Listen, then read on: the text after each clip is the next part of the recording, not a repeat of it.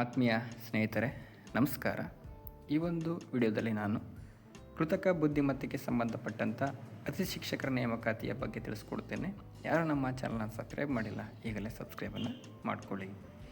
2026 ಮತ್ತು 2027ನೇ ಶೈಕ್ಷಣಿಕ ವರ್ಷದಿಂದ NSQF ಅಡಿಯಲ್ಲಿ ಕೃತಕ ಬುದ್ಧಿಮತ್ತೆ ಅತಿ ಶಿಕ್ಷಕರ ನೇಮಕಾತಿಯನ್ನು ಮಾಡ್ಕೋತಾ ಇದ್ದಾರೆ. ಅರ್ಹ ಅಭ್ಯರ್ಥಿಗಳು ಈ ಒಂದು ಹುದ್ದೆಗೆ ಅರ್ಜಿಯನ್ನು ಸಲ್ಲಿಸ್ಬೋದಾಗಿರ್ತದೆ. ನೋಡ್ಬೋದು, ಇಲ್ಲಿ ನೀವು ರಾಜ್ಯದ ಸರ್ಕಾರಿ ಪ್ರೌಢಶಾಲೆಗಳಲ್ಲಿ ಇದನ್ನು ಅನುಷ್ಠಾನಗೊಳಿಸ್ತಿದ್ದಾರೆ. ಯಾವ ಒಂದು ಶಾಲೆಗೆ ಈ ಒಂದು ಶಿಕ್ಷಕರ ಒಂದು ಅವಶ್ಯಕತೆ ಇರ್ತದೋ ಅಂಥ ಒಂದು ಶಾಲೆಗಳಿಗೆ ಈ ಒಂದು ಶಿಕ್ಷಕರ ನೇಮಕಾತಿಯನ್ನು ಮಾಡ್ಕೋತಾ ಇದ್ದಾರೆ. ಇಲ್ಲಿ ನೋಡ್ಬೋದು ನೀವು, ಒಟ್ಟು 381 + 81 ಒಟ್ಟು ಇಷ್ಟು ಶಾಲೆಗಳಿಗೆ 1642 ಶಾಲೆಗಳಲ್ಲಿ AI ಅತಿಥಿ ಶಿಕ್ಷಕರನ್ನ ನೇಮಕವನ್ನು ಮಾಡ್ಕೋತಾ ಇದ್ದಾರೆ ಅಂತ ಹೇಳ್ಬೋದು. ಇಲ್ಲಿ ಶಾಲೆಗೆ ಒಬ್ಬರನ್ನ ಏನು ಮಾಡ್ತಾರೆ, ಅತಿ ಶಿಕ್ಷಕರನ್ನ ನೇಮಕವನ್ನು ಮಾಡ್ಕೋತಾರೆ. AI ಶಿಕ್ಷಕರನ್ನ ಶಾಲೆಗೆ ಒಬ್ಬರಂತೆ ನೇಮಕವನ್ನು ಮಾಡ್ಕೋತಾರೆ. ಇವರಿಗೆ ಸಂಬಳ ಬಂದು 20,000 ರೂಪಾಯಿ ಇರುತ್ತದೆ. 20,000 ರೂಪಾಯಿ ಗೌರವಧನವನ್ನು ಈ ಒಂದು AI ಅತಿ ಶಿಕ್ಷಕರಿಗೆ ನೀಡ್ತಾರೆ ಅಂತ ಹೇಳ್ಬೋದು. ಈ ಒಂದು ಆಯ್ಕೆ ಹೇಗಿರ್ತದಪ್ಪ ಅಂತಂದರೆ, STMC ಅಧ್ಯಕ್ಷರ ಒಂದು ಅಧ್ಯಕ್ಷತೆಯಲ್ಲಿ ಈ ಒಂದು ಆಯ್ಕೆಯನ್ನು ಮಾಡ್ಕೋತಾರೆ ಅಂತ ಹೇಳ್ಬೋದು. ಮತ್ತು ತಾವು ಯಾರನ್ನು ಅರ್ಹ ಅಭ್ಯರ್ಥಿಯನ್ನು ನೇಮಕ ಮಾಡ್ಕೊಂಡಿರ್ತಾರೋ ಅದನ್ನು BO ಕಚೇರಿಗೆ ಹೋಗಿ ಶಿಕ್ಷಕರು ತಗೊಂಡೋಗಿ ಅಲ್ಲಿಗೆ ಸಲ್ಲಿಸ್ತಾರೆ ಅಂತ ಹೇಳ್ಬೋದಾಗಿರ್ತದೆ. ಮತ್ತು ನೋಡಿ, ಈ ಒಂದು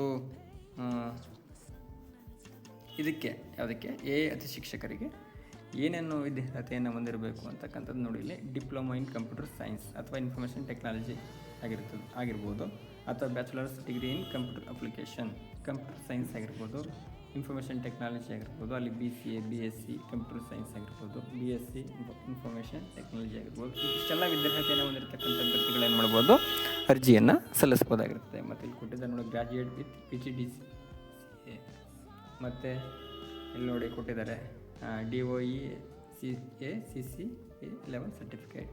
ಇಷ್ಟನ್ನು ಪಡ್ಕೊಂಡಿದ್ರೆ ನೀವು ಈ ಒಂದು ಹುದ್ದೆಗೆ ಅರ್ಜಿಯನ್ನು ಸಲ್ಲಿಸ್ಬೋದಾಗಿರ್ತದೆ. ಮತ್ತು ಇಲ್ಲಿ 1 ವರ್ಷ ವರ್ಕ್ದು ಎಕ್ಸ್ಪೀರಿಯೆನ್ಸ್ ಇರಬೇಕು.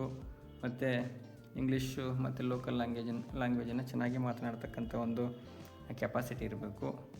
ಮತ್ತು ಮೆಟೀರಿಯಲ್ಸು ಮತ್ತು health and hygiene, equipment, tools, ಇದನ್ನೆಲ್ಲ ಇದ್ರ ಬಗ್ಗೆ ಎಲ್ಲ ನಾಲೆಡ್ಜು ಇರಬೇಕು.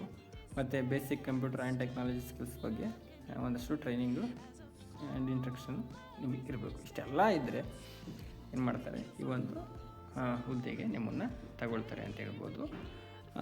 ಇದನ್ನು ತಗೊಳ್ಳೋದಕ್ಕೆ ಯಾವ್ಯಾವ ದಾಖಲೆಯನ್ನು ಪರಿಶೀಲನೆ ಮಾಡ್ತಾರೆ ಅಂತಂದರೆ, SLC ಅಂಕಪಟ್ಟಿ, PUC ಇದು ಅಂಕಪಟ್ಟಿಯನ್ನಾಗಿರ್ಬೋದು, ಮತ್ತು ಪದವಿ ಡಿಪ್ಲೊಮಾ ಆಗಿರ್ಬೋದು, PGDCA ಮತ್ತು DOE CC ಪ್ರಮಾಣ ಪತ್ರ ಇದ್ದರೆ, ಮತ್ತು ಆಧಾರ್ ಕಾರ್ಡು, ಇತ್ತೀಚಿನ ಭಾವಚಿತ್ರ, ಬ್ಯಾಂಕ್ ಖಾತೆ ವಿವರಗಳು ಮತ್ತು ಇತರ ದಾಖಲೆಗಳು. ಇಷ್ಟನ್ನ ತಗೊಂಡೋಗಿ ನಾವೇನು ಮಾಡಬೇಕಾಗತ್ತೆ, ಯಾವ ಒಂದು ಶಾಲೆಯಲ್ಲಿ ಖಾಲಿ ಇರ್ತದೋ ಅಂಥ ಒಂದು ಶಾಲೆಗಳಿಗೆ ಹೋಗಿ ಅರ್ಜಿಯನ್ನು ಸಲ್ಲಿಸ್ಬೋದಾಗಿರ್ತದೆ.